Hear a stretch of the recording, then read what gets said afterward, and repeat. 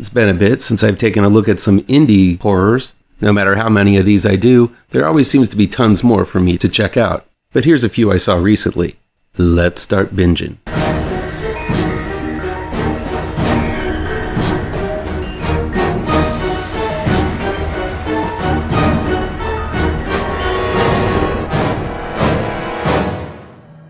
Low Budget Binge is where we venture down the path less traveled and look at low budget, no budget, and sometimes international films that never get that top billing you see with the usual Hollywood fare. I'll indicate in the review down below where you can find these films along with their trailers. Here we go.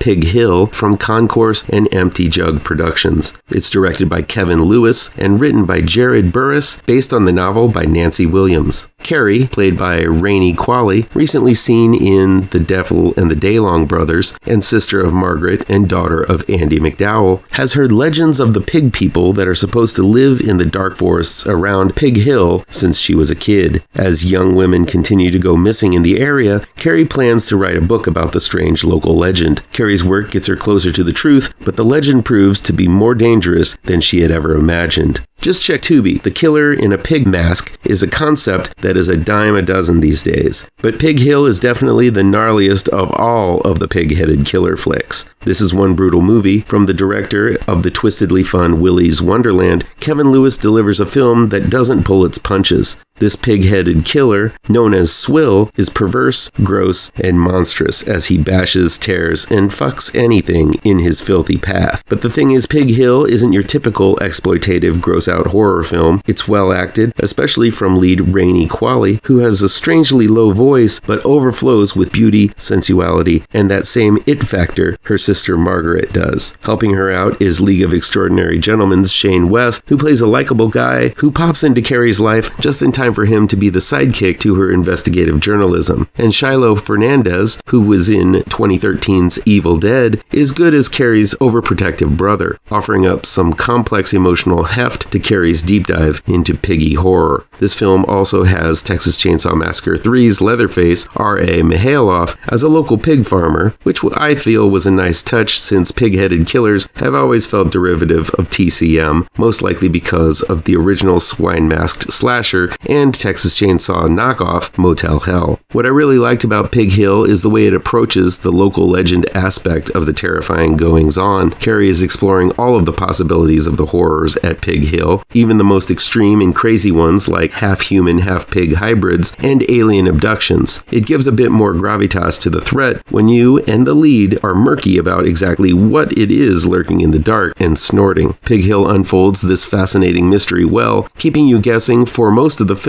as to what really is going on. And what is going on is creepy as all get out. Some will be downright skeeved to hell and back by how Pig Hill plays out. Director Lewis gives the whole film this unreal quality by bathing scenes in blues, reds, and light greens, which amps up the more cerebral twists and turns going on. Some of these scenes, especially told through hallucination and dreams, are uncomfortably surreal. There are a few clunky lines and an overlong villain monologue towards the end that almost undercuts the intensity, but this is one to watch out for. Prepare yourself for some nice, goppy, sloppy gore if you plan on visiting Pig Hill.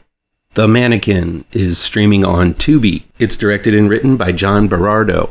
When her sister Sophia, played by Gabriela Rivera, dies the first night living in a studio apartment, Liana, played by Isabella Gomez, decides to use the studio herself, not knowing it was the former residence of a serial killer named Jack Bernard, played by Jack Soche. After Liana and her two friends are seemingly possessed and inflict harm upon themselves, Liana calls in the services of her ex-boyfriend Peter, played by Maxwell Hamilton, a YouTube paranormal investigator who knows details about the killer and how to get rid of him. Meanwhile, everything paranormal seems to be swirling around a particular mannequin that came with the apartment.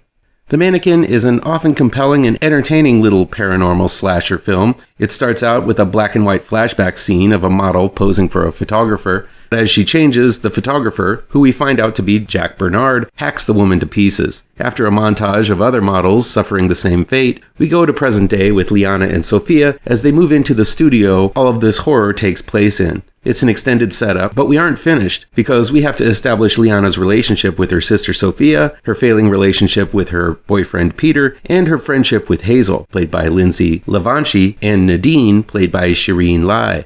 That's about a half hour or maybe 45 minutes of setup, and while the opening was nice and bloody, I did feel the drag in terms of establishing all of these relationships. During these opening moments, it did seem as if the writer-director John Berardo did his research in the fashion industry. He captures the vapid and self-centered nature of the fashionistas in a party scene and gives a few inside baseball looks at Liana and her more successful fashion designer sister, Sophia, as Sophia plans to establish herself in her new studio. I appreciated this deeper dive into the fashion world, as it could have just been a hook to hang a slasher film onto, but the Mannequin actually feels as if those in it know what they're talking about.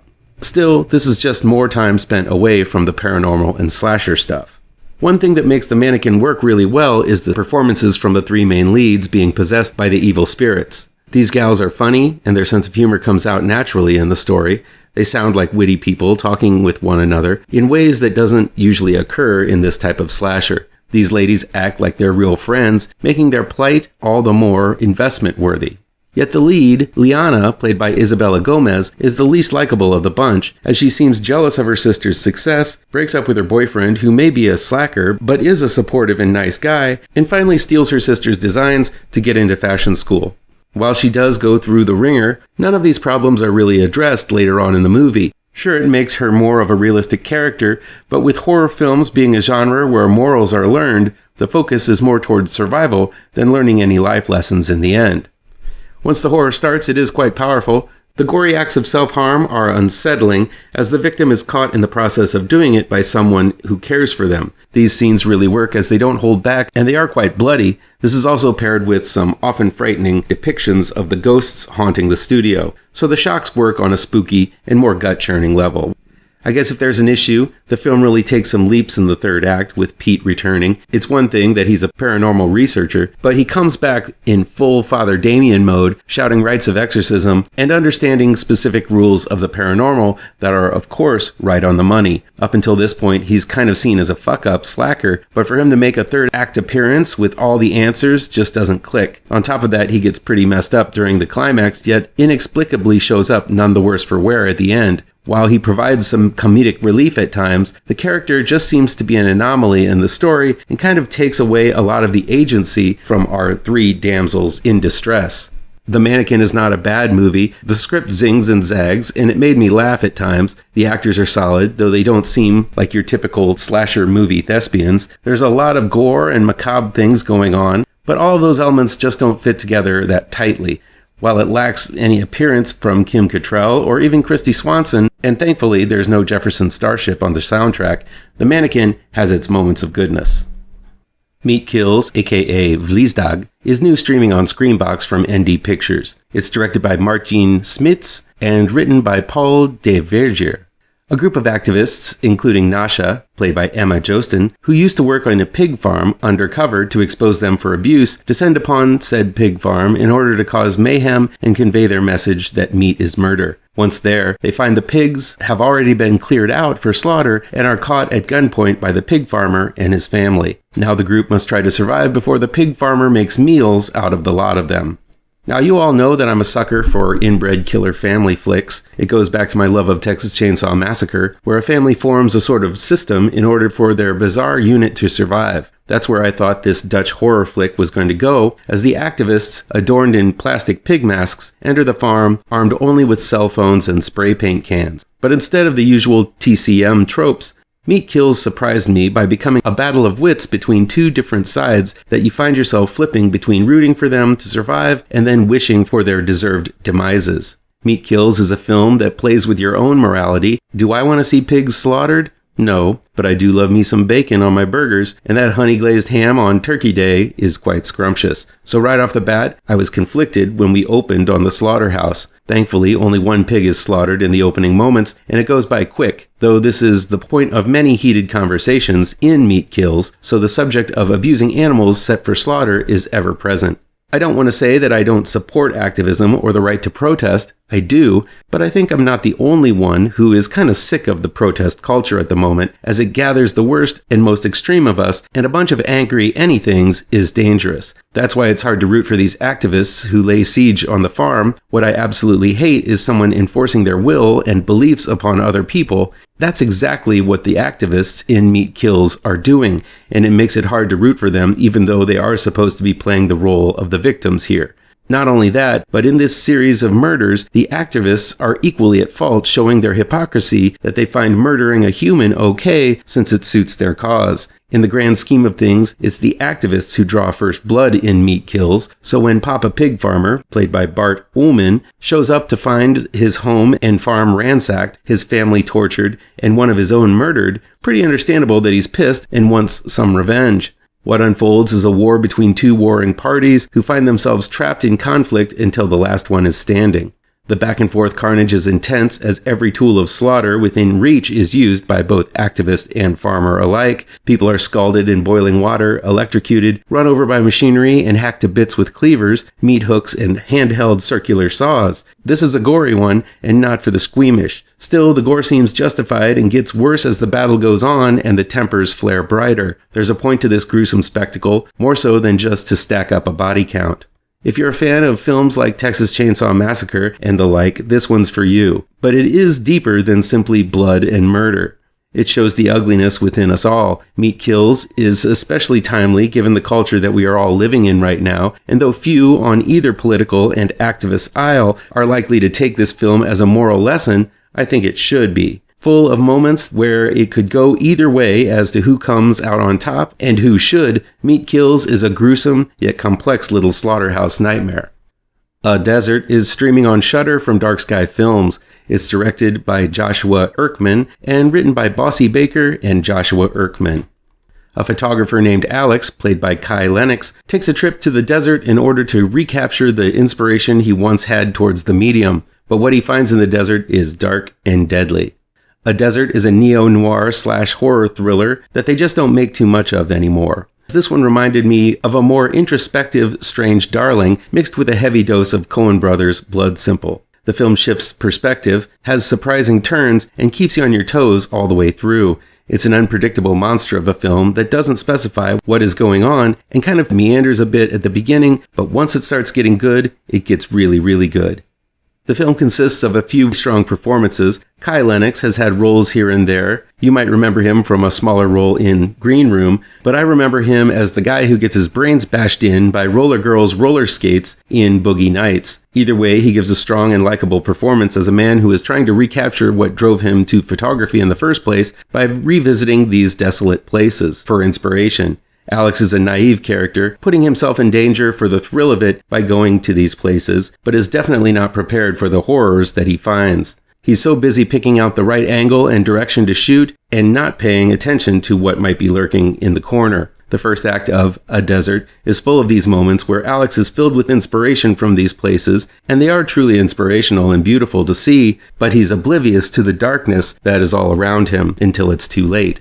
The other amazing performance is from Zachary Ray Sherman as Rennie, who is a dead ringer for a young Willem Dafoe. It's pretty evident from the get-go that Rennie is bad news, but we don't know how bad he really is until he strikes. It's an iconic villainous role that should garner him bigger and better things. You really end up despising this character by the end. Sarah Lind from A Wounded Fawn also gives a great performance as Alex's wife. She's put through a lot in this movie and is really one of the most sympathetic of the bunch during the painful climax.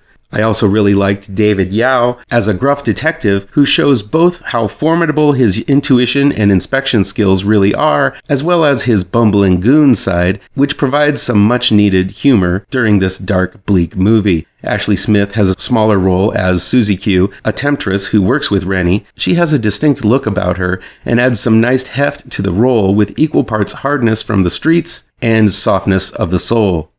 I'm being vague about specific plot points. The darkness I refer to over and over again in this review is portrayed ambiguously in A Desert. Is it a supernatural film? There are scenes that hint that it might be. Then again, these horrible people Alex run into could just be completely fucked up, and that's that. The final moments are absolutely riveting and revolting at the same time, leaving the viewer in a desolate and dire place themselves. I felt run down and ruined like the subject matter Alex takes photos of by the end of A Desert. This is a film that needs more eyes on it. It's filled with neo-noir feels that were prevalent in the 90s, with a dark tone and some really nasty moments. Still, it's snug in the horror genre as it gets pretty gross and deals with some very dread-filled moments. Whether you label it neo-noir, detective thriller, or straight-up horror, A Desert is a wonderfully effective little movie that'll leave you hurting.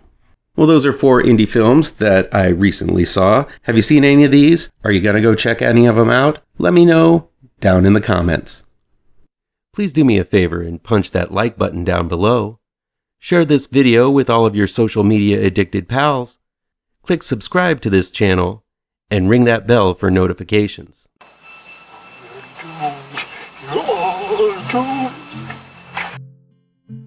You're doomed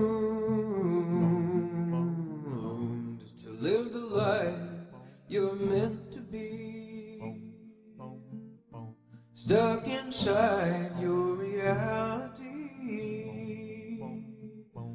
You're